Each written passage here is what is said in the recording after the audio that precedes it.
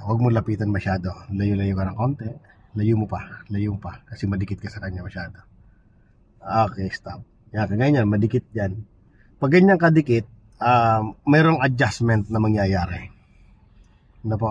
So, dapat yan, medyo angat ka dyan. Pag ganyan kalapit, malaki yung adjustment. No? So, gagawin natin. Sige, aralin natin yung adjustment na mangyayari dyan. So, nandiyan na, no? Todo manibela mo sa kanan.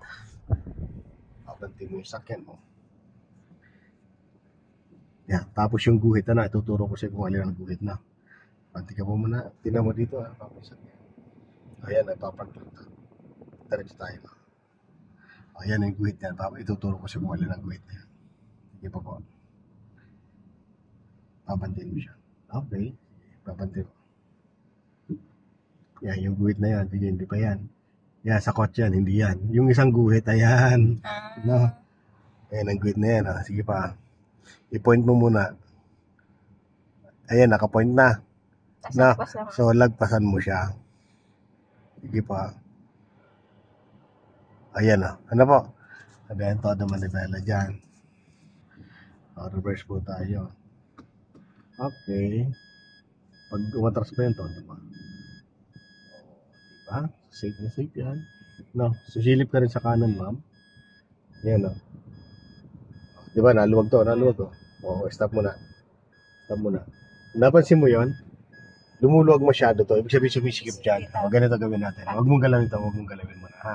Papakita ko lang sa iyo yung differential na yan. Ilagay mo sa try. Balik tayo muna sa nakaraan. Sige, huwag mo na galawin to, ha? Bante mo siya. Para alam mo paano mag-adjust. Yan, dito tayo nanggaling kanina. Sige pa. Okay, stop. Okay, so reverse natin. Ngayon, pag atras mo, dapat ginagamit mo yung dalawang mirror. Titignan mo, na-adjust natin. Apo, ayan, atras ka dyan. Diba? Sa ngayon, okay pa, atras. Yan, okay pa, no? Diba, silip ka rin dito. Dito, pag lumabas yung guhit na yon, tingnan mo kung, yan, nahiwalay na agad. Nakita mo na siya, tapos silip ka rin dyan. Okay, atras. Napapansin mo to? Humihiwalay na, Ibig sabihin, luluwag to. Kung mapapansin mo dyan, dumidikit ka dyan. So, gagawin mo dyan, pag naramdaman mong humihiwalay to, ito, balik mo. Yan, ganun mo kagad siya. Yan, balik mo. Okay? Yan. Di pa. Then, balik muli siya dyan. Balik muli sa kaliwa. Pag okay na yan. Sige. Yung pumantay yan. No? Okay, stop. At makagalit ka sa mirror. Tinaw kong pantay na. Okay na. Ano? Ngayon, kung medyo may alilangan ka pa kung nakapantay ba o pwede mo gamitin yung unahan. Punta ka doon sa Nissan na yan. No? So, punta mo, ituwid mo yung uso ng sakyan mo dyan sa unahan ng sakyan. Pag-atras mo yan, tuwid ka na rin. Kasi kapantay mo yan, naka-align po lahat yan. Sige, banti ka. Pero mapapansin mo yung Nissan na mas masigip siya dito. Mas maluwag yun. Kaya babalansin mo pag ano siya. Ito sana. Balansin mo pa rin sa guhit ikaw, ano? Banti ka.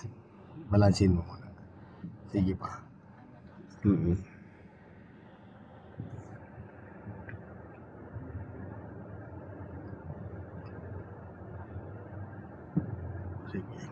Go. Sige pa. Gamitin mo yung space na yan. Ayan na. Okay na po. So, reverse tayo.